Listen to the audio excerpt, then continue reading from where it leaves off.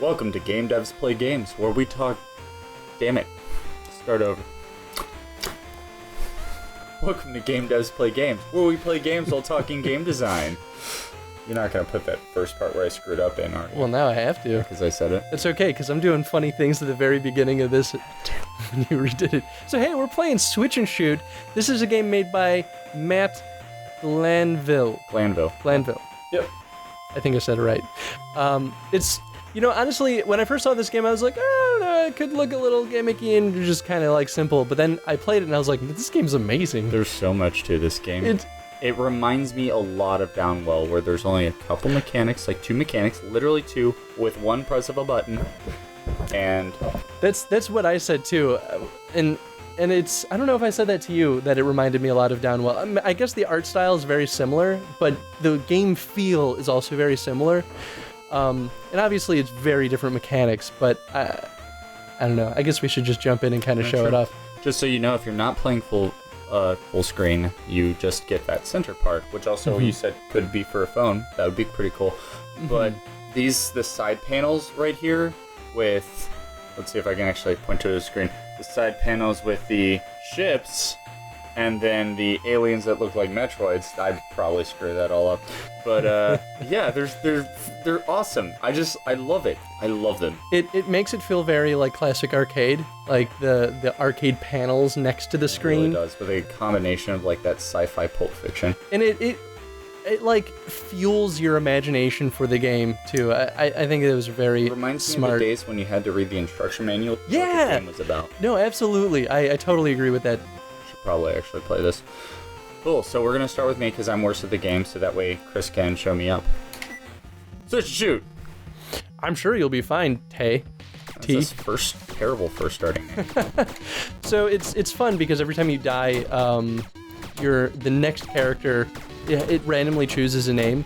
And it sort of gives the game a fun little narrative, like you are a bunch of these, space pilots, like switch commandos. Pilots, actually, that is the technical term. So you're a bunch of switch pilots, you're going out to fight the alien invasion, and you die, and then the next guy replaces you, and it just continues forever and ever because the alien invasion never stops. Well, I'm making this look a lot easier than it is. Actually, I'm surprised I'm doing this well my first time. Yeah, so I guess to talk about the mechanics really quick.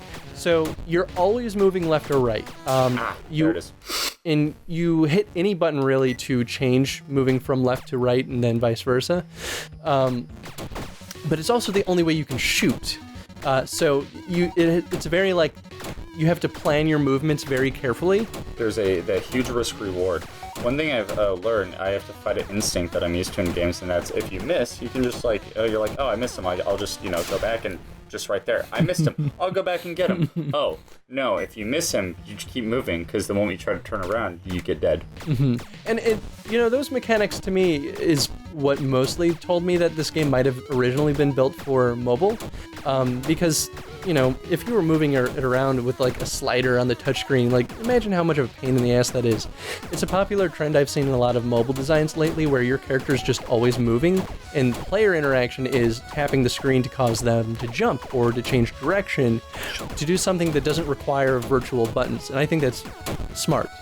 I'm happy though that this game is on PC also and not just mobile, because I think it for the same reason that I'm happy Downwell is on PC too. Like, I think it makes it fun to just kind of like sit down on at your computer and just dick around for an hour or two, and like.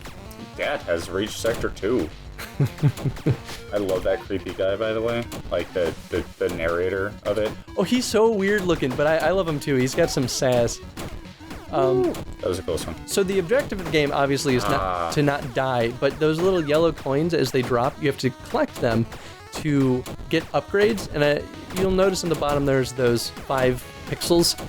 When you fill them up all the way, and then you collect another coin, I think. So if you get 6 coins consecutively, you transfer to the next zone, and then things get harder. You get more points, but you're progressing in the game. I don't know if progression actually matters that much in this game, but that's the core of the mechanics. And so if you miss a coin, your ship's gun is downgraded 1 step.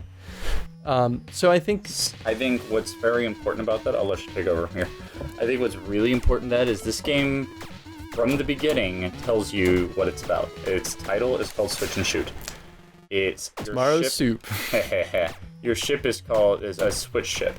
So you move and attack at the same time. You're always in flux, you're always in motion, and actually your upgrade system works the exact same way. You don't just miss an upgrade, you get downgraded. And so it's just like moving and shooting. You either you move and shoot at the same time. You either get upgraded or you go down. There is no stasis in this game ever. And that gives it this sense of like this constant motion about it, not only mechanically but visually and everything. This is probably my favorite part about the entire game, honestly. Those red borders on the panels, that will kill you if you touch them. And for anybody who's a Cowboy Bebop fan, you'll know what I'm talking about when I'm talking about the fight between the swordfish and the bounty that they had when they were going through the wormhole. When they were going through the wormhole and they had the edges on the side, it's exactly that. It's like you get pushed out of time, like out of the warp, and because of that, you end up getting torn apart in time and space. And so, but it's definitely my favorite because once you hit that point, you're about ready. All you need is one more upgrade, and you move on to the next sector, where then it loops and gets more difficult. However, man, you're just sucking. However, Fee, you can do this, Fee. We got this, Fee. And but however, if you hit that point where the borders show up and you miss the next coin, not only do you not get the good, like you don't have the constant laser going on anymore, but the borders are still there. Yeah, so you can't wrap anymore. And I really like too that, or rather, I find it interesting, right? I think that doing this game in waves was really smart because, after you get, 2 or 3 upgrades, you're so powerful at that point that it's very unlikely that you'll fail, because you can't hit everything. Exactly. Immediately. Until you do that, I guess. Yeah. But the final upgrade, which is just the straight laser, it forces the player to scan wider because they actually can hit less targets at once. Oh, good point. Yeah. And the struggle too is that as soon as you let these guys touch down, oh really? Oh, now we get to see it. Oh. As soon as you let them touch down. This feature essentially. Yeah. Oh. Never seen that before. Oh, I did not know. So we've just found out that the longer that goes on, the borders get smaller. Eek made it to Sector 2. I think the farthest I've made it in this game is Sector 6. I don't believe you. I haven't had as much time to warm up because you were playing this for like an hour before we started recording today. It's fun. But my learning curve. There are some fun. So I guess there aren't very many enemies, right? But you'll come to find that in certain zones, there are special enemies, which I really hope we can at least see one of them in this playthrough. I don't know if there's more than one, but. All right, got to the third. Oh, that blue thing is a shield. I think that will just kill anything that it touches, or like, and after it gets hit once, it'll last for like 5 more seconds. And then it's gone. So it's an extra life, but it's a little bonus. So what is cool is if you haven't noticed that when the enemies do manage to touch the bottom of the screen, they stay there for a little bit and then try to kamikaze you from the side. And that is a weird mechanic that only works because of how this game works. Because you're moving back and forth, right? You're always in flux. You're always trying to move to the left or right. You can never stay still, and they cut off your movement options. Oh no! Yeah, as soon as you let any one of them touch the ground, especially in zone like 2 and up, it's so hard to regain that territory. But I think it was really smart to do it in waves too, because of the power-up system. So you get to a certain point where you get so powerful that really the only way to reset the difficulty curve is to just go back to 0.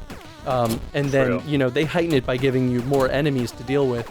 And it's probably one of the most transparent designs of a difficulty curve that I've seen in a while. But it's still good design, even if it is pretty blatant. And I think it makes the game flow nicely and still feel kind of arcade-ish. Absolutely. I mean, oh man, Sad. coming too. Ding! No. This is it. I love their names. We were talking about fun ways they could implement like an unlocking system in this game, and I think we decided that the best thing would just kind of focus purely on aesthetic unlocks. Absolutely.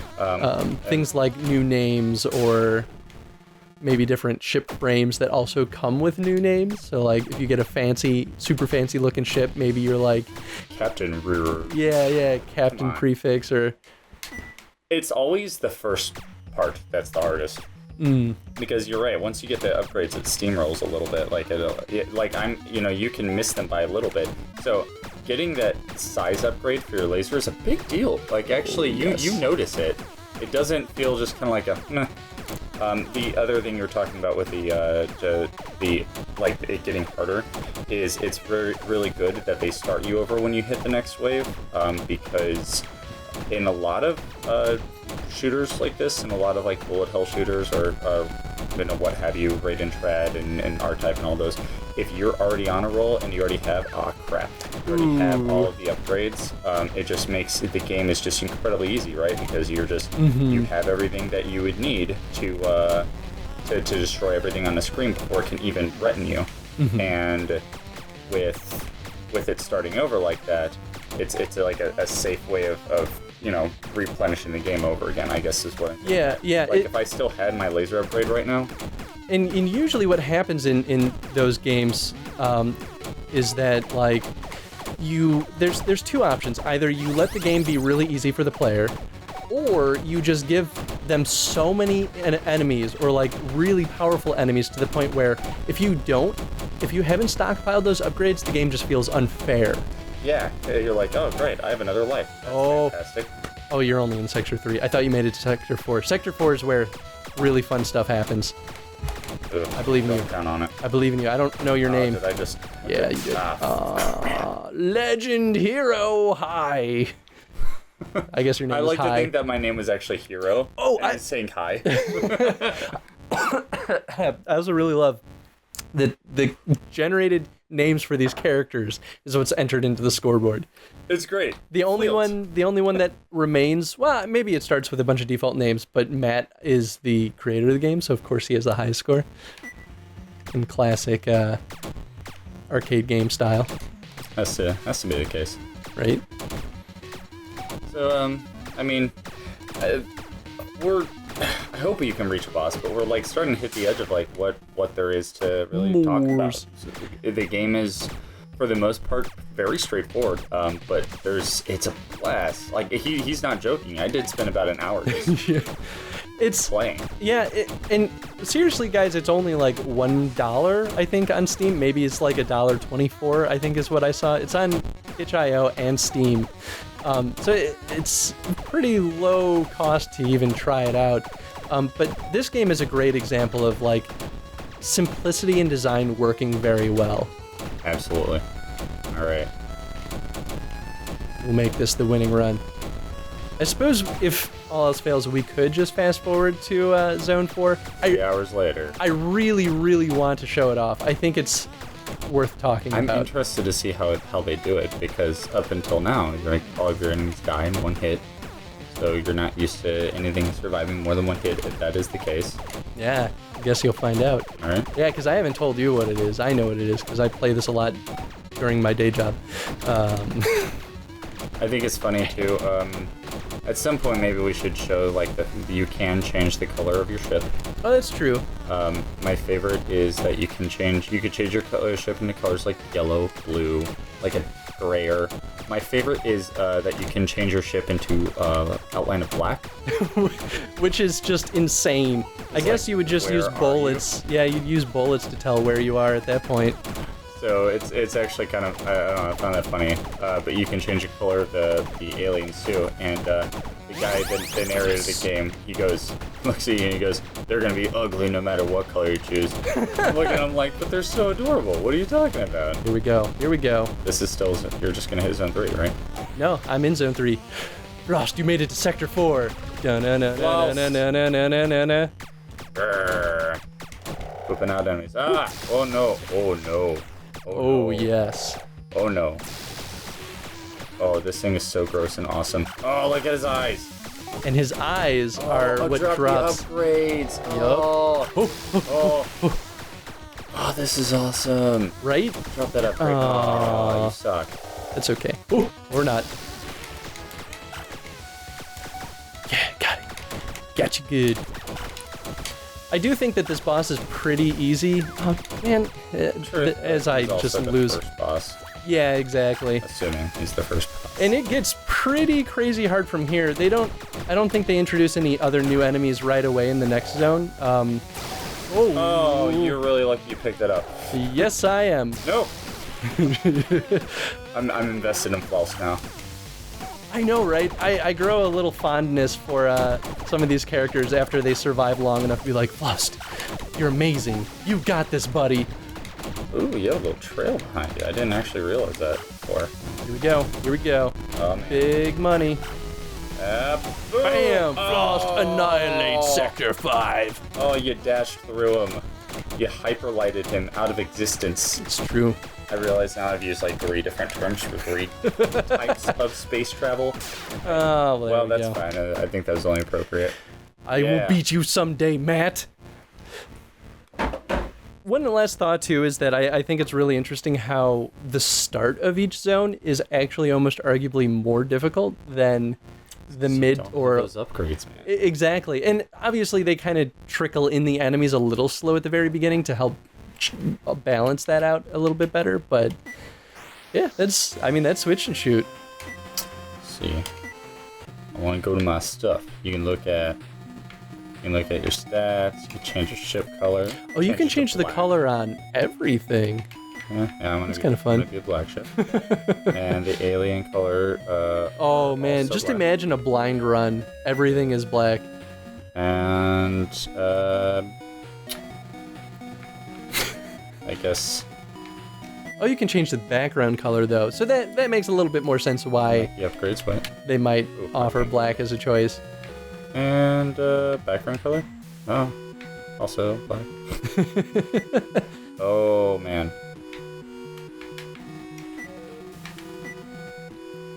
Oh, I didn't know they told you your stats. And we play. Best of luck, Sue. Oh, I can't see the shots. Oh man. Yeah, and as much as you would think that just like trailing back and forth constantly as like you would think that might work, right? Because the bullets trail so far ahead of you that you could just like funnel a path through. It doesn't work so well because then you never get the upgrades and your bullets are most often more narrow than you are. So you're still pretty likely to like skirt the side and hit them with the edge of your ship and I like then too just die. that I can't see the bullets because I feel like I'm killing them like real time with real bullets that are moving really fast. Well, I think I'm doing pretty well considering. Ow, I said as I dropped that. So that's how it goes, man. This is switch and shoot, everybody. This switch and shoot. Yeah, I think is a blast, honestly, and more than worth the like $1 that it costs. Absolutely. I mean, it's important. Oh, whoa! It still turned red. Ooh, good effort, Sue. I guess. Worse. Yeah, you guys should get this game. Just have 5 minutes, you play it. It's great. Absolutely. So, question of the day: maybe what kind of enemy would you create for a game like this, or should you? I'm gonna piggyback on that. Like, what kind of upgrades too? Ooh, yeah, okay, that'd be pretty fun. Because obviously there was like the shield. I don't even think the shield was necessary. I just think it was nice of the developer. It was nice of you, yeah.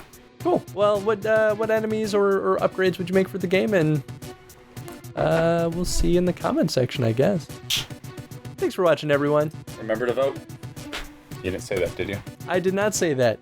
Good. So vote on what you want us to play next, and we will play that by Bye. clicking on that annotation. Shut up. Goodbye. Bye.